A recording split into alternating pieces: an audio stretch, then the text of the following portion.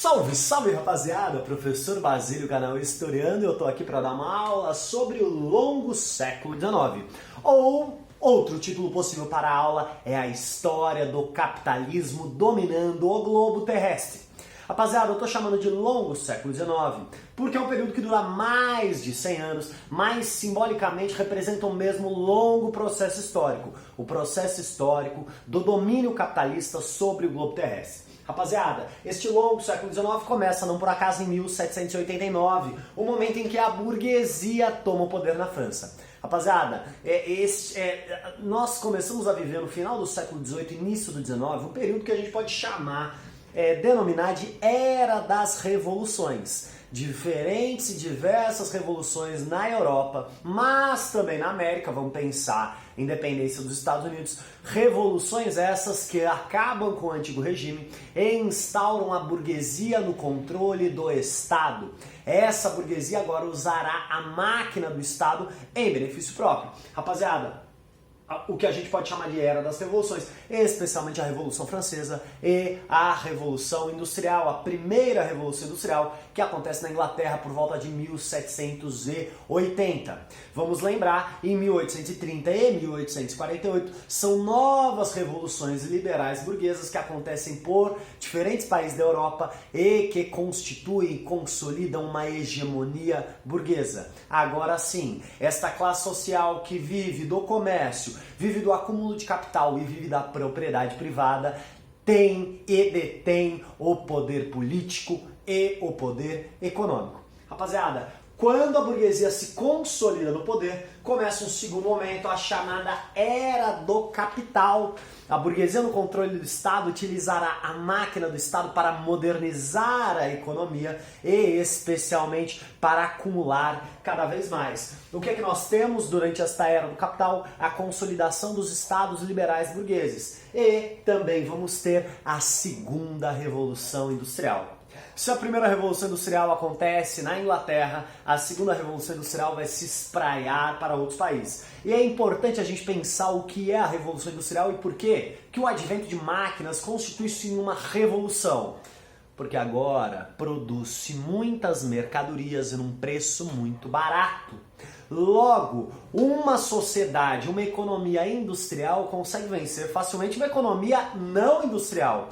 Rapaziada, você prefere o quê? Você prefere comprar uma camisa por 10 reais, feita por uma máquina, ou uma linda camisa feita por um artesão, que custa 200 reais? Meus queridos, o predomínio industrial significa que a burguesia vai destruir mercados tradicionais. Para os países está posto o seguinte problema: ou me industrializo, ou a minha produção artesanal será destruída e eu serei dependente economicamente de outros países.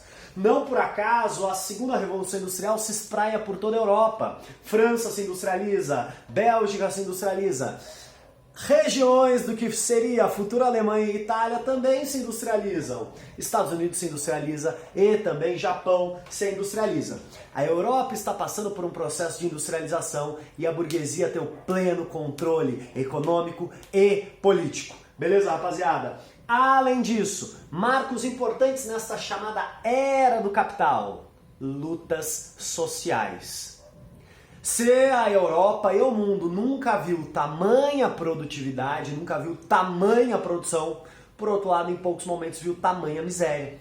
Por quê? Porque apesar da fábrica produzir muito, os trabalhadores da fábrica viviam em paupérrimas condições de trabalho. Isso vai gerar um conjunto amplo, especialmente na Europa, de lutas sociais. Vamos lembrar, 1848 é tanto o ano da primavera dos povos, da constituição de estados liberais, quanto o surgimento do socialismo. 1848 é a data do Manifesto Comunista do Marx e do Engels. Tudo bem? Então a Europa vai viver essa contradição: crescimento econômico, advento e fortalecimento da burguesia e, por outro lado, um movimento operário cada vez mais radicalizado. Meus queridos, dois processos importantes durante essa Era do Capital: a Guerra de Secessão nos Estados Unidos, ou seja, o confronto entre o norte industrial e o sul agrário, e também a Era Meiji, um processo de modernização acelerado, um processo de industrialização acelerada do Japão. Então, não somente a Europa passa por um processo de industrialização, mas também outros países. Meus queridos, o que mais nos interessa vai ser esta terceira parte do longo século XIX, chamada Era dos Impérios. Vamos pensar o seguinte: se eu sou um país industrializado, para o meu capital continuar circulando e acumulando, eu preciso vender. Só que num curto espaço de tempo, os mercados nacionais já estão saturados de produtos. Portanto, é necessário mais do que nunca expandir para fora a produção. Rapaziada, vai começar o quê? Vai começar o neocolonialismo, ou também chamado imperialismo. Imperialismo, uma expansão econômica. Neocolonialismo, uma expansão claramente econômica, mas também política e militar.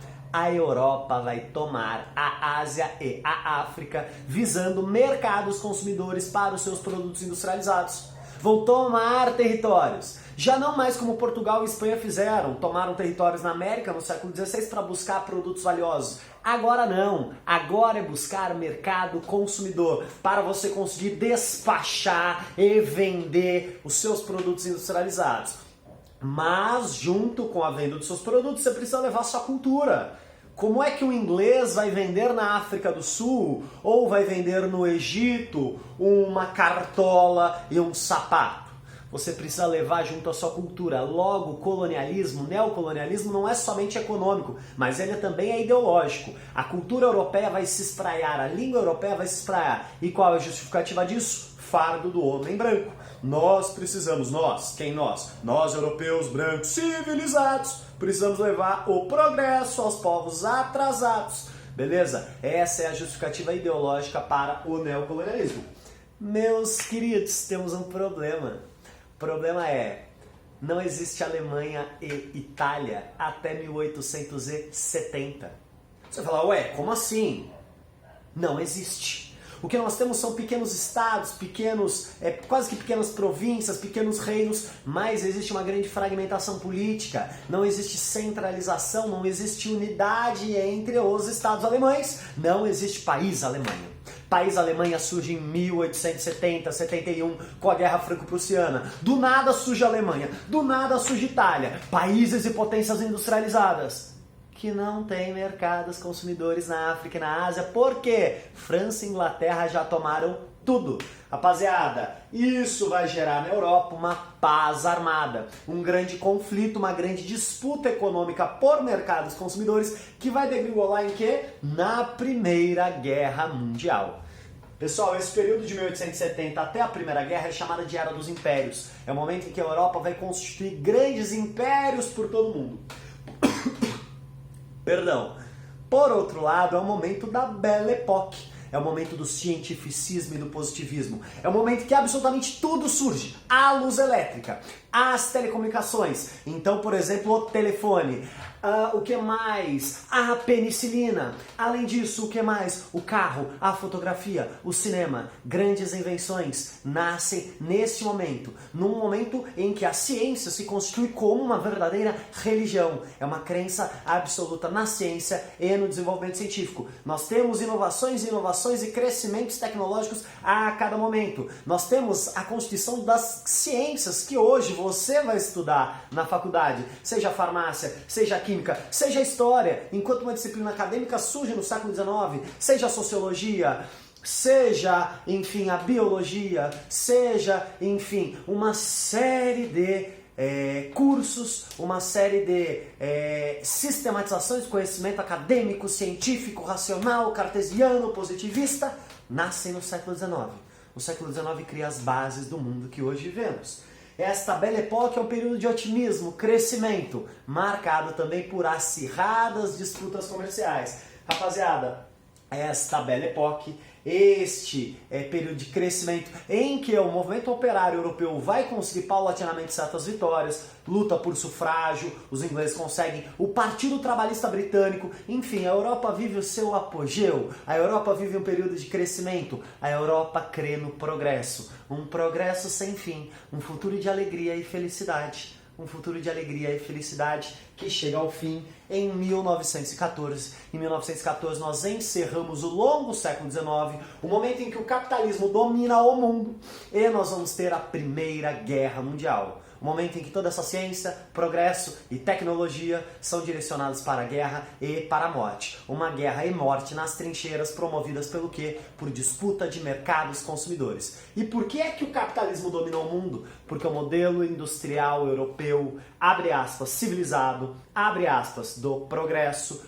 domina, conquista o mundo, conquista territórios e conquista ideologicamente, conquista economicamente. Os produtos industrializados são muito mais baratos do que produtos artesanais. A Europa destrói ao redor do mundo as produções, as formas tradicionais de produção e impõe o seu modelo industrializado, abre aspas, civilizado europeu. Rapaziada, com o fim da Era dos Impérios, esses impérios na Primeira Guerra vão se esfacelar, nós começamos o breve século XX. Um breve século XX porque, simbolicamente, se pensarmos no grande processo histórico, é um século que começa ali entre 1914, com a Primeira Guerra, que destrói esse otimismo europeu, e 1917, com a Revolução Russa, que impõe um novo modelo econômico, um modelo em oposição, em choque, em contraposição ao capitalismo liberal, o socialismo soviético. Rapaziada, todo o século XX vai de alguma forma representar o conflito entre o capitalismo e o socialismo. Todos os principais eventos, Segunda Guerra Mundial, ascensão do nazifascismo,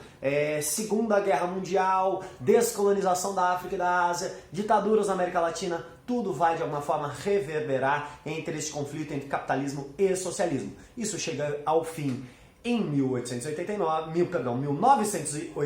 com a queda do Muro de Berlim, e cá vivemos no mundo, na nova ordem mundial, numa hegemonia do neoliberalismo. Meus queridos, esse é o longo século XIX, período de grandes transformações, de afirmação da hegemonia liberal burguesa sobre o mundo, afirmação de um modelo industrializado sobre o mundo, e é isso aí, professor Basílio, canal Historiano, forte abraço.